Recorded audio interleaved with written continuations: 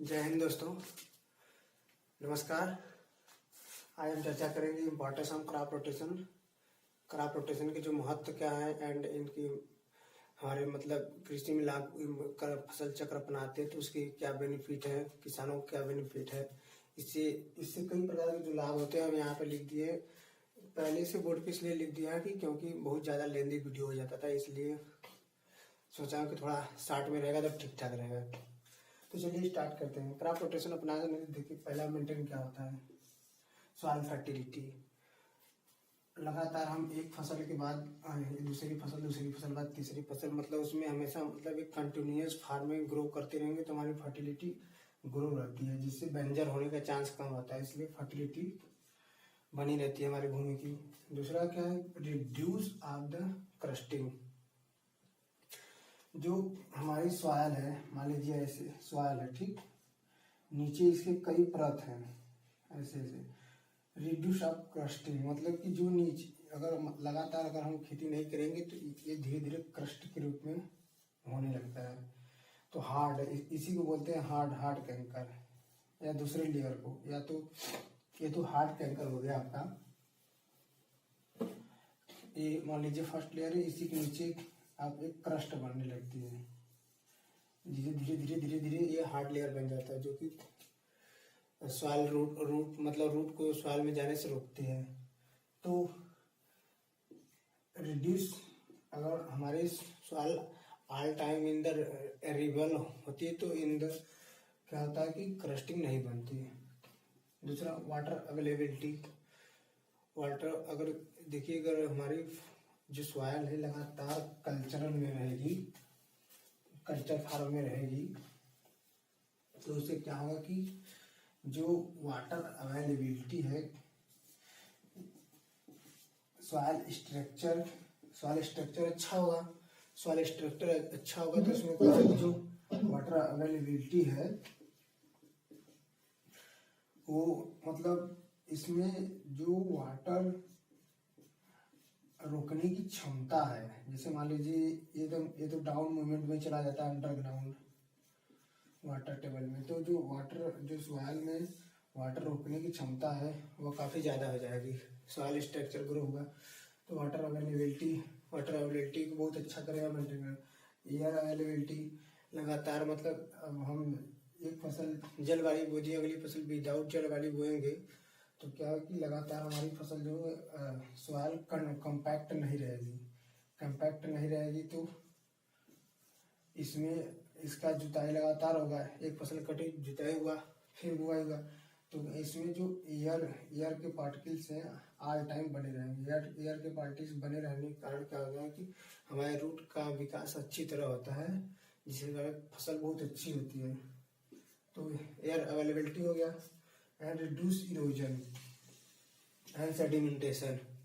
Reduce erosion and sedimentation में क्या होता है कि हमारी जो क्रॉप्स हैं क्रॉप रोटेशन में जो लगातार मतलब कंटिन्यूअस फार्म में चल रही है 1 ईयर में, तो क्या होते हैं कि एक फसल कटी, दूसरी फसल ग्रो होगी, तो इससे क्या होगा कि जो हमारी सॉइल है इस पे हमेशा कवर के रूप में मतलब लगा रहता है। कवर्स जो मतलब हमेशा भूमि को ढके रहता है, मतलब बारिश या मतलब इन्हीं प्रकार से सॉइल का इरोजन नहीं होता, एक जगह दूसरी जगह इरोजन नहीं होता।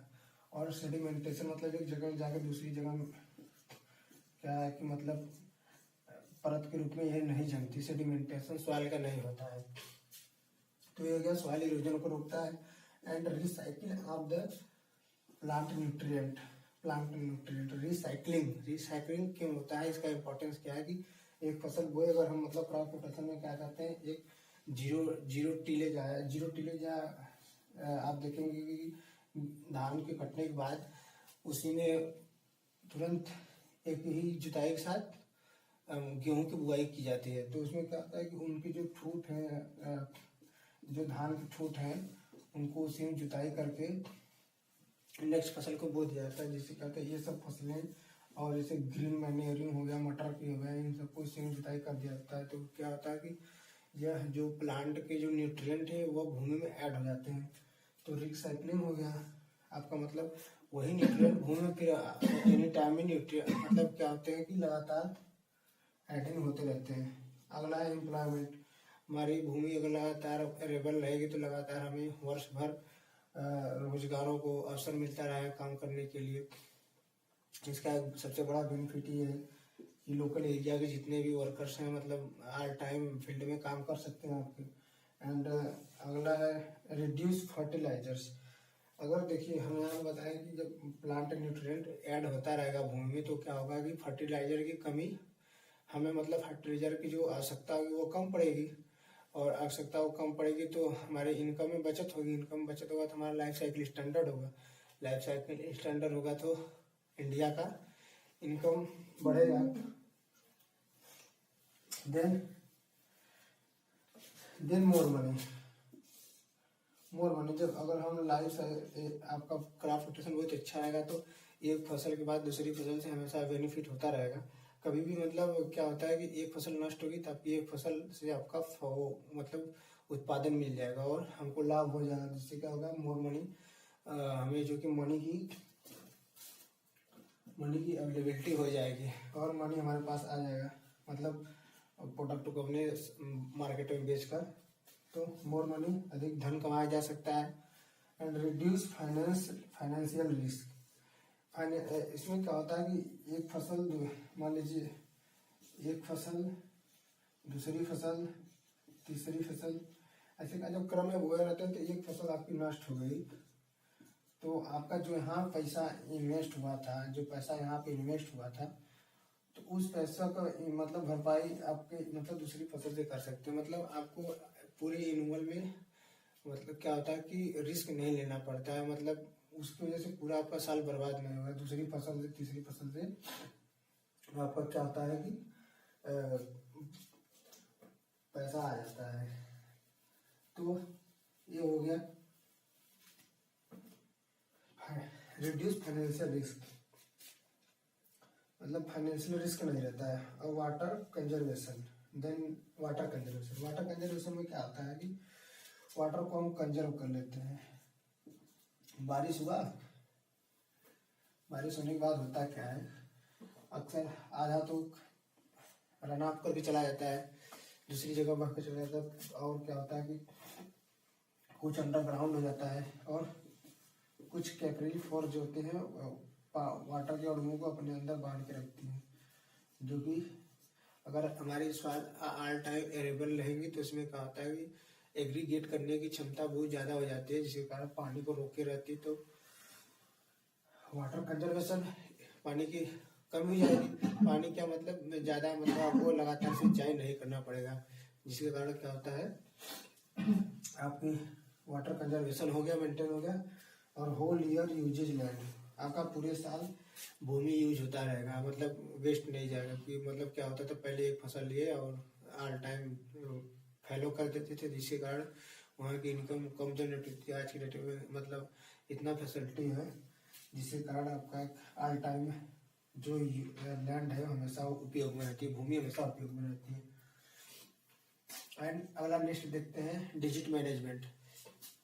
आपका अगर लगातार मतलब इम्पोर्टेंस क्रॉप रोटेशन का जो है और क्रॉप रोटेशन अपनाते हैं तो एक डिजीज अगली मतलब लाइफ साइकिल से जाने में अपना कंप्लीट नहीं कर पाता है। और जैसे कि क्या होता है कि खरीफ में हम बो दिए, कोई डिजीज आ गया, फिर उसके बाद हम फैमिली चेंज करके बो देते हैं तो जो है कि रबी में नहीं पहुंच पाता है। तो डिजीज मैनेजमेंट भी होता है। लगातार मतलब कंटिन्यूस जो होती है सवाल का मतलब निराई गुड़ाई होएंगे, एक फसल के बाद दूसरी जुताई, जो फैलो उसके बीच में जो एक थोड़ा सा स्टार्ट ड्यूरेशन का जो बचता है टाइम सीड प्रिपरेशन या बेड प्रिपरेशन के लिए, तो उसमें क्या होता है कि सवाल को टाइम मिल जाता है रेस्ट एयर लेने के लिए, वाटर लेने के लिए। तो उसमें क्या होता है जो फंगस होते हैं वह डिस्ट्रॉय होते हैं एंड उसके एग्स डिस्ट्रॉय होते हैं, जिससे क्या होता है कि डिजीज मैनेजमेंट हो जाता है। Weed management, all time arable रहेगी तो खतपार, जाहिर सी बात है खतपार जितने भी वीड होंगे वह नहीं होंगे, तो आपसे वीड के छुटकारा मिल जाएगा। और इसी में जो वीडीसाइड है या हर्बिसाइड की हमें आवश्यकता कम पड़ेगी, और जिससे आवश्यकता कम पड़ेगी तो हमारी जो इनकम इन्वेस्ट होने से ज़्यादा बच जाएगी, जो फालतू मतलब चली जाती है। वीड में, मतलब थोड़ा सा वीड में ला के दवाई मार देंगे। इससे क्या होता है, जो पैसा हमारा फालतू इन्वेस्ट होता है उससे बच जाएगा। लो कंज्यूम हर्बिसाइड, वही हो गया, मतलब कि आपकी जो हर्बिसाइड है उससे मतलब खपत बहुत कम होगी। अगला नेक्स्ट है लो इंसेक्टिसाइड।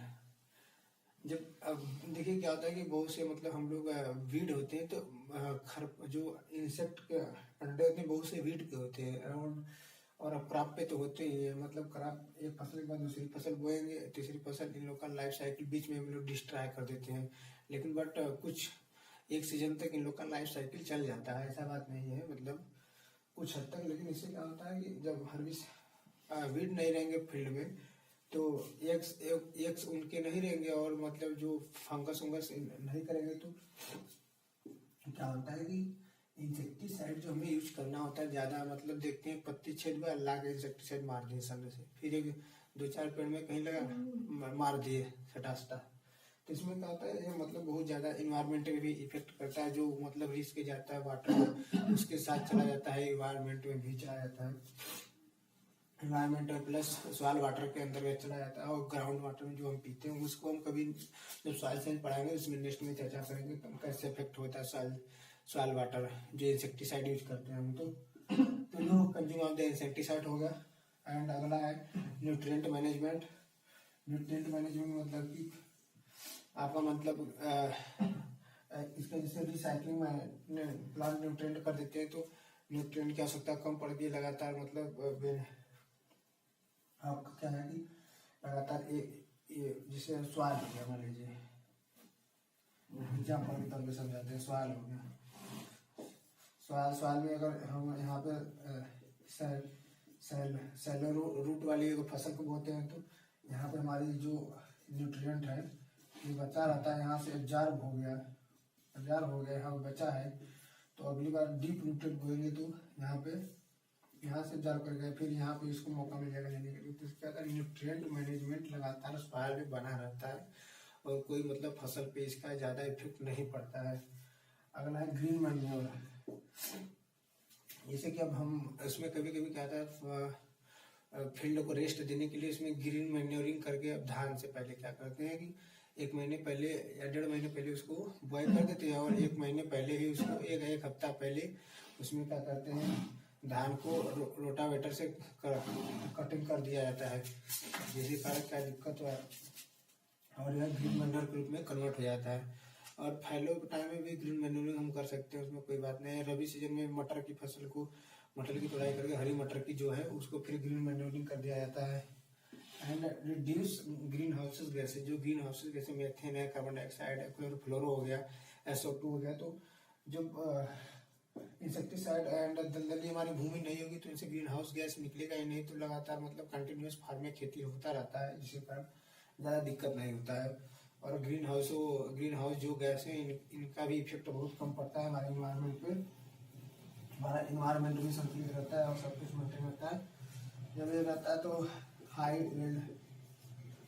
यील्ड प्रोडक्शन होता है, जब इतना सब कुछ मेंटेन रहेगा,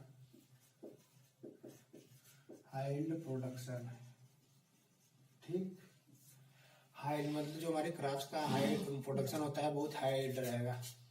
तो ये था इन सबके इम्पोर्टेंस, आप नोट करना चाहिए, किसी साथ लेना चाहते ले सकते हैं, नोट कर सकते हैं। 19 पॉइंट है, 20 पॉइंट जो कि 20 रहा क्रॉप प्रोडक्शन का। इसके बाद मिलेंगे नेक्स्ट क्लास में, तब तक के लिए जय हिंद, धन्यवाद।